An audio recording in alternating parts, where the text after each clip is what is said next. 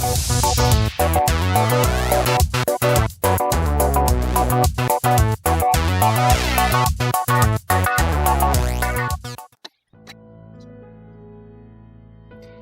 everybody, thank you so much for joining me on this third and final part to my Octo Lady or Octopus Lady or whichever you want to call her. Again, I'm so sorry that I couldn't make the deadline for the Creative Arts collaboration, but really wanted to finish this this painting. I must say I'm really impressed with myself on this one. It's not something that I thought I could do or would ever do, but yeah, I like the way it turned out. And I thought that I would do this last part of the video a little bit different than the other two because I did have a lot of music.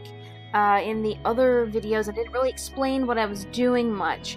So in this video, just for a little bit here before I do click in the music, I'm just going to explain what materials I've used to get to where I am in this painting.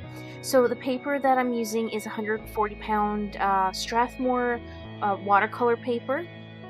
And for the background, I did use various colors of twinkling H2Os. They are little pots of paint with some kind of a metallic pigment. I don't exactly know what's in there to make it shimmer, but they do have a metallic effect. So if you move the picture around, you can see it shimmer. And if you're wondering why I have this little piece of paper on my picture here, it's because I was doing I guess a tester on Periscope, I'm not even sure how to pronounce it, to see if anyone would want to watch me paint, and I wanted to have something on top of my picture.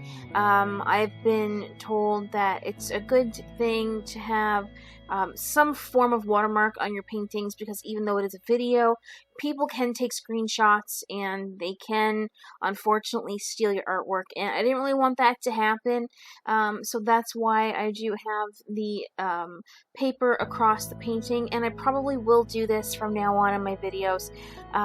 So back to the art supplies that I've used. I used just Bombay India ink to outline the entire picture, and it was drawn with a Tombow graphite pencil in a 4H, and I did use my light pad to transfer my drawing from the rough copy that I had made onto the good watercolor paper because I didn't want to have too many erase lines, and if you watch the first video, you can see I butchered that paper pretty well. So it was nice to be able to have that option to keep the original and then transfer it onto the watercolor paper. So what I've used to actually paint the picture is a water brush. I've used a bunch of various tips. I do have a fine point, a medium, and then the large brush, which I've used all three in this video. And I basically painted the entire girl, the whole entire body, with just Inktense blocks, and I have the 72 set of those, and I found that those are really great because you can start with your light colors, let them dry, and then you can build on top of those, and they don't reactivate because technically it's an ink block. It's not really watercolor, but you use them as if you were using watercolor. So I think it's really great, and I was really impressed by what I was able to do with the Inktense blocks because I've never really I guess used them to their full potential.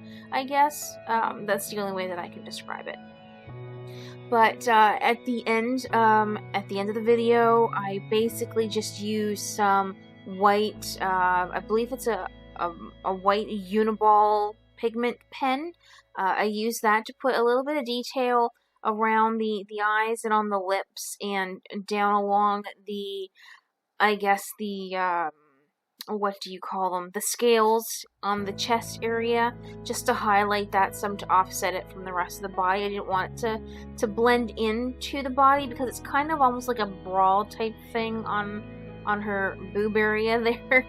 So, yeah, that's pretty much all I did with the picture, and I really hope you guys enjoyed watching the creation of it, and I really had a lot of fun, and I have a lot more more ideas in mind to do more things like this.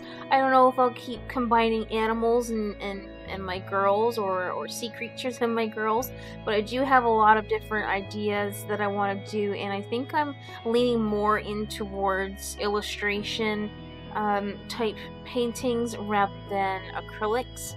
And like, I'll still do mixed media, but I think I'll go more into paintings like this in the future.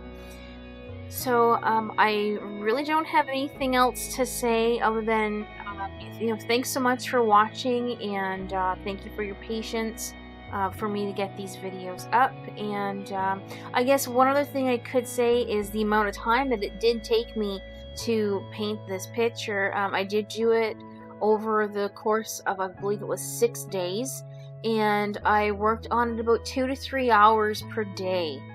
So you can kind of get the idea of how long the actual video really was, and how much I had to tone it down to be able to make it watchable on YouTube. And that's why I wanted to do it in 3 different parts.